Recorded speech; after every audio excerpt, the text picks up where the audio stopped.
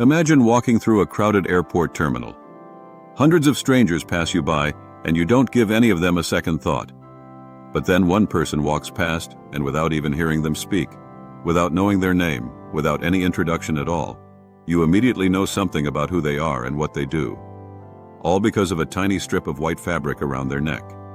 That small collar, barely 2 inches tall, is doing something that entire marketing departments spend millions of dollars trying to accomplish. It's creating instant recognition. But here's what most people don't realize. That collar wasn't always part of being a priest. In fact, for the majority of Christian history, priests looked exactly like everybody else.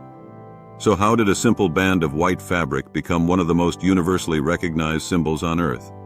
And why does it still matter today? The answer takes us through ancient Rome, medieval power struggles, a surprising Scottish inventor, and a fashion trend that priests refuse to let go of. To understand the priest's collar, you first have to understand that the earliest Christian leaders wanted nothing to do with special clothing. For the first 400 years of Christianity, there was no dress code for clergy whatsoever. Priests, bishops, and deacons dressed in the same tunics and cloaks that every other Roman citizen wore. And this wasn't an accident or an oversight. It was actually a deliberate choice. In the year 428, Pope Celestine I wrote a pointed letter to the bishops of Gaul, modern-day France, scolding them for dressing in a way that made them stand out from their congregations. His message was remarkably clear. He told them that clergy should be distinguished from ordinary people by their learning, not by their clothing, and by their conduct, not by their appearance. Think about that for a moment. The head of the entire Western Church was actively telling his bishops to stop wearing special outfits. He saw distinctive religious clothing as a distraction, something closer to vanity than to holiness. This is the exact opposite of what most people assume when they see a priest's collar today. In fact, the Council of Gangra, held around the year 340, actually condemned Christians who wore special clothing to signal their piety. The council declared that anyone who wore a distinctive cloak as a show of ascetic life, and then looked down on people who dressed normally, should be cut off from the community. So for centuries, the church's official position was essentially this: your clothes don't make you holy. Your actions do. But something shifted. As the Roman Empire crumbled and Germanic tribes swept across Europe, civilian fashion changed dramatically. The long, flowing tunics that Roman men had worn for centuries were gradually abandoned in favor of shorter garments and leggings, the practical clothing of northern warrior cultures. Most people adapted to these new styles. But the clergy didn't. They kept wearing the old Roman tunics. Not because anyone told them to, but because religious institutions are inherently conservative when it comes to change. What had been ordinary clothing slowly became extraordinary simply because everyone else had moved on. The tunic that a priest wore in the 7th century was the same basic garment his predecessors had worn in the 3rd century. But by then, nobody else was wearing it. And so without any official decree, without any grand theological statement, priests started to look different from everyone else purely by standing still while the world changed around them. That old Roman tunic eventually evolved into the cassock, the long black robe that many people still associate with Catholic priests today. In France, people called it the soutane, a name that referred to the fur or wool lining used to protect priests from the bitter cold of northern European winters. The garment wasn't designed to be religious. It became religious through the sheer passage of time. Now the church began to embrace what it had once resisted. By the medieval period, looking different was no longer a problem. It was becoming a requirement. The Fourth Lateran Council, convened in 1215 by Pope Innocent III, was one of the largest and most influential gatherings in the history of the Church. Over 400 bishops and 800 abbots and priors descended on the Lateran Palace in Rome. Among the many sweeping reforms this council enacted was a mandate that clergy must wear clothing appropriate to their station and must be visually distinguishable from the laity. This was a complete reversal from Pope Celestine's position 8 centuries earlier. The reasoning had changed. Medieval Europe was a highly structured society, and the Church believed that visual markers of rank and profession were essential for maintaining order. Clergy who dressed like knights or merchants were seen as scandalous.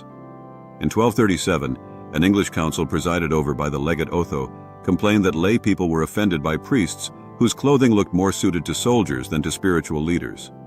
Repeat decrees were issued throughout the 13th and 14th centuries, which actually tells us something interesting. If the rules had to be repeated that often, it means priests kept breaking them. Clergy were apparently just as drawn to trendy peaked shoes, colorful fabrics, and fashionable hats as anyone else. But here's where the story takes an unexpected turn. The clerical collar as we know it today didn't emerge from any of these grand councils or papal decrees. It actually came from a much more ordinary place: fashion. During the 16th and 17th centuries, elaborate neck ruffs were the height of European style. These large, stiffly starched, pleated collars were worn by the wealthy and educated across the continent. Clergy, who often moved in educated circles and served in cathedral settings alongside nobility, naturally adopted the same fashion. In Scandinavia, Lutheran clergy embraced the ruff so thoroughly that it became permanently embedded in their tradition. Danish and Icelandic priests still wear starched ruffs to this day, a frozen snapshot of 16th century fashion preserved in religious amber. Norwegian clergy wore them continuously until 1980. The Swedish word for daisy, prästkrage, literally translates to preacher's ruff, which tells you just how deeply this garment was associated with clergy in the Scandinavian imagination. But in most of Europe, the ruff gradually fell out of favor. By the 17th century, men's collars were becoming simpler, folding down from the high, stiff styles of earlier decades into more relaxed designs. Clergy followed the same trend. White cravats and folded collars replaced the elaborate ruffs. This is the crucial transition period. As secular fashion continued to evolve through the 18th and 19th centuries, clergy held on to these older collar styles the same way their ancient predecessors had held on to Roman tunics. History was repeating itself. Priests weren't inventing a new uniform. They were simply refusing to update an old one. The modern detachable clerical collar is most commonly credited to Reverend Dr. Donald MacLeod, a Presbyterian minister in the Church of Scotland, sometime in the mid-1800s. According to a report published in the Glasgow Herald in December of 1894, MacLeod created the folded-down, detachable collar that could be easily cleaned and replaced. And here's a detail that surprises many people. The clerical collar is a Protestant invention. It did not originate in the Roman Catholic Church. Catholic priests were still wearing full cassocks as their everyday street clothes well into the 20th century. The collar began in Reformed and Presbyterian circles and spread outward to Anglican, Methodist, Baptist, Lutheran, and eventually Catholic clergy. It became mandatory for American Catholic priests at the Third Plenary Council of Baltimore in 1884, decades after Protestants had already been wearing it. The collar's rapid adoption across so many different denominations tells you something about how powerful the need for visible religious identity had become in the modern world. The collar's design carries meaning that goes beyond mere identification. The black of the shirt has long been associated with simplicity and the renunciation of worldly excess. Black was the color of mourning and humility, a visual statement that the wearer had set aside personal vanity. The white of the collar, by contrast, represents purity and the sacred calling. Together they create a visual language that communicates an entire philosophy of life. Some clergy and theologians have noted that the collar encircles the neck in a way that symbolically represents being bound, whether to God, to service, or to the community. While this interpretation isn't official church doctrine, it resonates with many priests who describe the collar as a kind of gentle yoke, a daily physical reminder of the promises they've made. The practical effects of wearing a collar are something that clergy talk about with striking consistency. Many priests describe a phenomenon where putting on the collar changes how they carry themselves. It's a physical boundary between their private self and their public role. But it also changes how others respond to them. Strangers approach priests wearing collars in hospitals, airports, and on the street to ask for prayers, confess troubles, or simply talk. The collar functions as an open invitation, a signal that this person is available, approachable, and willing to listen. In emergencies and disasters, a visible collar can grant access to scenes that would otherwise be closed to civilians. It carries an implicit authority that has been built up over centuries of cultural recognition. But the collar also creates a kind of pressure. It is remarkably difficult to be anonymous in a clerical collar. Every action, every word, every mundane trip to the grocery store becomes a public performance of faith. Some priests have described this as both the blessing and the burden of the collar. You can't lose your temper in traffic when the driver next to you can see exactly who you are. You can't blend into a crowd when you need a moment of privacy.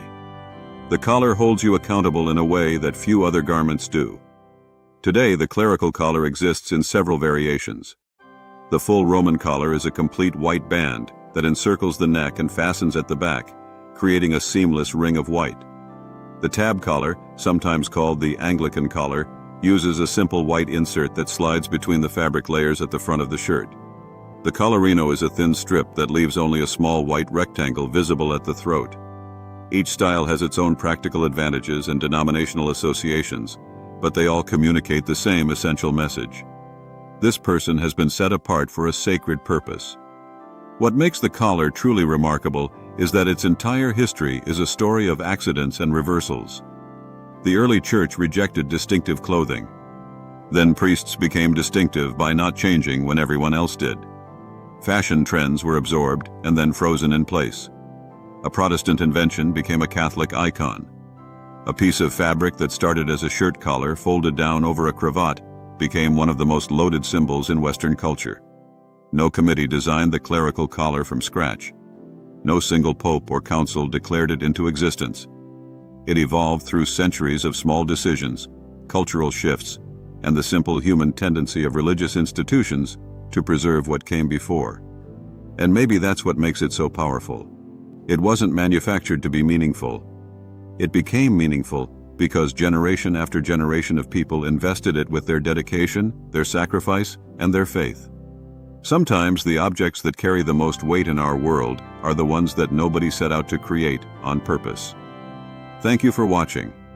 If you have suggestions for our next video, feel free to share them in the comments below. We'll be sure to give you an acknowledgement for your contribution. Thank you for joining us on this journey. Don't forget to like, subscribe, and stay tuned for more stories woven through the smallest details.